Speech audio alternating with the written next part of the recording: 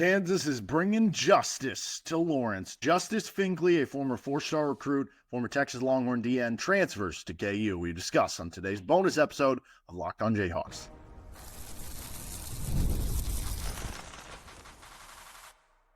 You are Locked On Jayhawks, your daily podcast on the Kansas Jayhawks. Part of the Locked On Podcast Network, your team every day.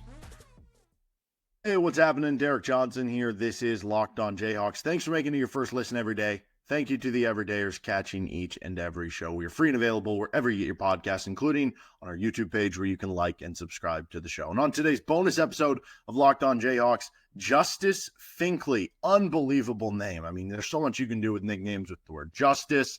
There's so much you can use with the last name of Finkley. I keep thinking Finkel is Einhorn in Ace Ventura. It also rhymes with Dak Brinkley, so you got Finkley and Brinkley. It sounds like, I don't know, some weird, like a cop comedy show. It's all great, but he is a fantastic player that KU is adding to the helm and solving their issue of the strong defensive end position. So we're going to break that down, what he means to the defensive end room, what his game brings to the table in Lawrence for KU on today's bonus episode of Locked On Jayhawks. So Justice Finkley, this one kind of comes out of the blue. I mean, he was in the portal for a little bit, and it seemed like Kansas had some interest, but it seems like the visit was maybe a little bit under wraps, and he ends up coming to KU. He's a former four-star recruit out of high school, and Lance Leipold continues to do wonders in the transfer portal this offseason. And so for Finkley, he's going to be joining the program in 2025. It will be his senior season in which he'll be, participating here in Lawrence. And obviously the importance of this is that he's not only a defensive end, right? That you look at the talent they have now amassed or are amassing on the defensive line and at the defensive end position, but it's also that he's somebody who profiles best into probably playing that strong side defensive end position. I'm actually going to have an episode coming out tomorrow. It's going to be talking about Shaq Moore being an MVP, biggest questions and strengths for the KU football roster. And I talked a little bit about maybe some questions about who's the strong defensive end going to be, because you have questions about the weight of some of these players. Well, all of a sudden, Justice Finkley has kind of ruined a little bit of that, because he's 250 pounds coming in and figures to be what could be very much a day one starter for you at that strong defensive end position. So let's break down his game, what he brings to that defensive end room. This is Locked On Jayhawks. And today's episode of the show is brought to you by TurboTax. Taxes was dealing with piles of paperwork and frustrating forms, and then waiting and wondering and worrying if you were going to get any money back. Now, Taxes is easily uploading your forms to a TurboTax expert who's matched to your unique tax situation. An expert who's backed by the latest technology, which cross-checks millions of data points for 100% accuracy. While they work on your taxes, you get real-time updates on their progress, and you get the most money back guaranteed. And while you go about your day, no stressing, no worrying, no waiting. Now this is Taxes. Intuit TurboTax. Get an expert now on TurboTax.com. Only available with TurboTax Live full service. Real-time updates only in iOS mobile apps. See guaranteed details at TurboTax.com/guarantees. All right, continuing on. What is the scouting report? What is Justice Finkley bringing to the table into Lawrence at KU? Well, so Finkley came to Texas out of Trussville, Alabama. He was part of the class of 2022 as a four-star recruit who was rated as a 94 overall four-star in that class of 2022. He was also graded out as the number 10 edge player, so top 10 at his position. And overall, he was the 107th national ranked player in his recruiting class. So, this is a kid who has very high prospect pedigree. And obviously, you would imagine that would be the case for somebody who ends up going to Texas. He is now 6'2", 250 pounds. So that's good size, and that's something we talked about at that strong defensive end position. Ideally, you want those guys 250, 255, 260, right? And he's going to give you that ability. I think Robinson was 255 this past season for KU. So, you add 5 pounds to him, boom, you're right there. As opposed to certain guys you had on the roster, like By Job, who's 240, Dylan Brooks is 240, right? It's a little bit easier for this to happen for a ready-made player. He was graded as an 86 3-star by 24/7 Sports. I'll be honest, though, in kind of looking back at past years, which players have hit, which plays haven't, I don't know that there's that much of a difference between, the transfers that are graded on there, like an 86 versus an 88. It feels like it's been kind of hit or miss regardless. But he's going to be a true senior in 2025. So that's 1 year left of play because he's played 3 seasons of ball. Now, I will say there was that report, what was it, a week or two ago from John Rothstein that kind of floated the possibility of the NCAA just allowing everybody to have 5 years of eligibility in college sports. And I don't know when that would be actually discussed or like passed through possibly. But if that is something that actually did end up happening, then you'd have 2 years left of him. And who knows if that will or won't. But at the very least, you have 2025 with him. He appeared in 12 games as a freshman in Austin in 2022. He had 162 snaps that year with 7 tackles, half a sack, and a 62.1 PFF grade. Then as a sophomore in 2023, he had 14 games played with 14 tackles, 2 sacks, and a forced fumble. That was his best season, 284 snaps, and a 63.2 PFF grade. And again, when you're between 60 to 70, that means you're a starting level player. So good to see from an underclassman in Austin. This past season, he had his best PFF grade, but the snaps were down from the first 2 seasons. He played 95 snaps.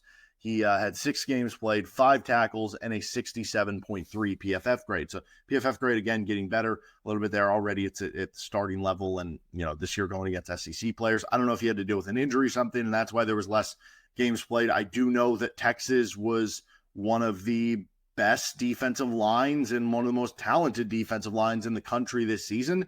And so, maybe that could just be it, that they just had some extra players that maybe usurp you on the rotation where you're at. And so it's one of those things where it's like, yeah, you could be like, we see this at Kansas, right? Like the name that comes to mind, Charlie Moore. Like Charlie Moore at Kansas is this 9th, 10th man, and then he goes off to Miami and he's one of their 2 or 3 best players on a team that makes the Elite Eight and plays Kansas in the Elite Eight in 2022. Like that is kind of what you're looking at. Sometimes you're just not playing as much because the guys in front of you are really good. This is a strong, athletic defensive end that raises the floor.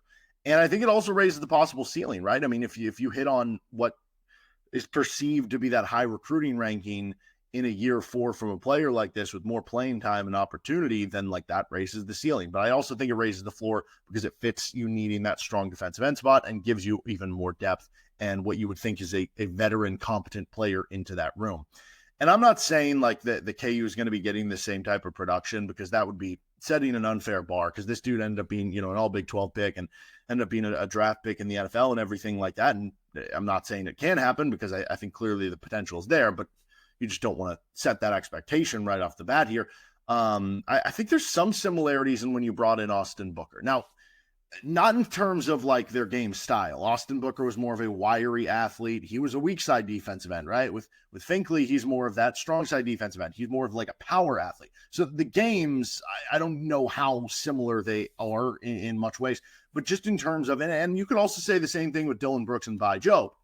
I think in how this relates to those is that you bring in these defensive ends who were at other schools, in the case of Brooks at Auburn, in the case of Jobe at Michigan State, in the case of Austin Booker at Minnesota, from Power 4 other schools that maybe didn't get as much playing time, that maybe you're going to have more opportunity with you and have a really good recruiting pedigree that you're hoping to tap into. And in the case of Dylan Brooks, that we haven't seen the results of that yet, but not all of that is KU or Dylan Brooks' fault because he had the injury. With Vi Jobe, I think he was just a younger player, right? With Austin Booker, it obviously did work out. It was an A-plus addition in what you were able to do there. And you could probably toss the Vi Jobe comparison to this one from being the furthest way because Vi Jobe was just a redshirt freshman, whereas this is a 4th-year player. Austin Booker was a 4th-year sophomore, I think, technically, so he was a 4th-year player. Like Dylan Brooks was, maybe a 2 or at this point, I don't know, like 4-year player, whatever it is. So I think there are some similarities. I also think there's some similarities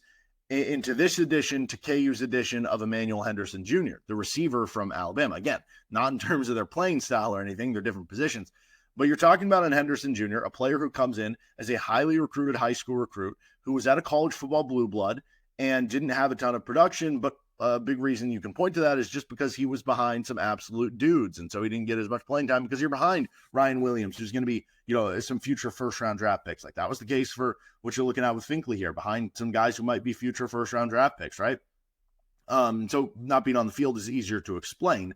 And in the same way that I think Kansas is taking a home run swing on Henderson, hoping that he can be the receiver one. I think you're taking that home run swing on Finkley, saying he can be our strong side defensive end number one and maybe have a breakout season and be this, all Big 12 level player like when we brought in Lonnie Phelps and Austin Booker. And so I definitely think in the case of both those guys too, with Henderson and Finkley, you can probably tie a lot of how good will Kansas be this season? How close do they get to their ceiling?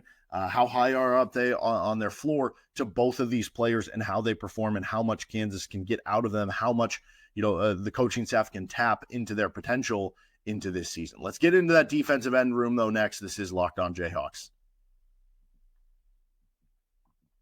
And this episode of the show is brought to you by Game Time, which has made it even easier to get tickets for your favorite events with their new feature called Game Time Picks. And that applies for sporting events, it applies for concerts, it applies to comedy, filters out the fluff to show you only incredible deals on great seats. You don't have to waste time searching through thousands of tickets. And I'm looking right now, if you want to go invade Ames and Hilton Coliseum, you might think, okay, we got a top 10 matchup. Like Iowa State's got an unbelievable team this year. You're going to probably be a couple $100 a ticket. I mean, it's only a couple hour drive up there, 2.5 hours, something like that up to Ames. You can get section 221, row 16. I'm looking on Game Time right now for $62. Not a bad deal at all, right? I'm looking right now. You can get, if you want to get like great seats, you're like, oh, I'm going to be traveling out there. I might as well spend a little bit more. You can get in section 139, row 9 for $194. Do that with Game Time, and you can get $20 off.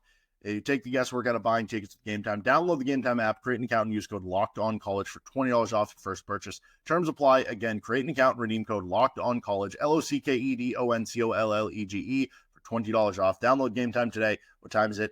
Game Time. Finishing things up on this episode of Locked On Jayhawks, discussing KU's defensive end room, now that you have Justice Finkley into the fold as well. So the way I view it is that Justice Finkley, to me, becomes the guy that I'm expecting to be the starter at the strong side defensive end spot. Obviously, Kansas puts everything up to competition, and there will be other guys in the running for that, right? It's not just going to be given to Justice Finkley, but if I'm projecting what is going to end up happening, that's going to kind of be my projection there. And then I think the main guys you would look at and being in that competition, I was thinking maybe By Job could add a little bit more weight, maybe Dylan Brooks back from the injury. I have no idea on the freshmen with Adrian Hawley and Garrett Martin, which one you profile as a strong side, which is a weak side for KU long-term. Are they going to be good enough to get on the field anyway? As true freshmen, a lot of times you want to, give those guys a year to kind of get their body up to this level anyway. And then you look at the weak side defensive end position. And this is actually a position that I feel pretty good about. You have Dean Miller. If By Job or Dylan Brooks ends up being weak side instead, right, you'd have one or both of those.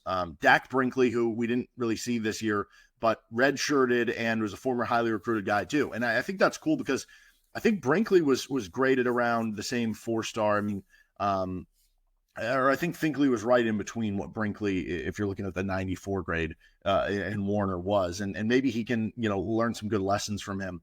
But you also have Caleb Redd, a former highly recruited guy too, who's a redshirt freshman. And that's part of this too, that Finkley can also be a mentor for these younger players and, help some of the young guys come along and maybe add something a little bit to their game that they'll eventually, in 2026 be ready to go. So you have Dean Miller, who was a second-team All-Big 12 player at the weak side spot. If you have Justice Finkley, who I expect to come in and be a solid player for you right away with potential to be even more than that, that's a good start to the defensive end group. And I like the defensive tackle group. I'm really liking this defensive line. And that's before even, if you get a breakout from By Job or Dylan Brooks or Dak Brinkley or Caleb Redd or something, if you just get one of those guys to break out, that's a pretty salty 3-man defensive end rotation. If you get, one of them to break out and another one just to be a competent, rotated in backup, I feel a lot better about this defensive end group for KU, and this front seven could be one of the best ones that we've seen Lance Leipold have in his time at KU. That'll do it for this episode of Locked On Jayhawks. You can find our show anywhere you get your podcast, including on our YouTube page. We'll be back tomorrow to talk Shaquille Moore and a little KU football stuff again. Ignore the question about the strong defensive end stuff, but we'll also be back Wednesday for our KU Iowa State preview. See you then on Locked On Jayhawks.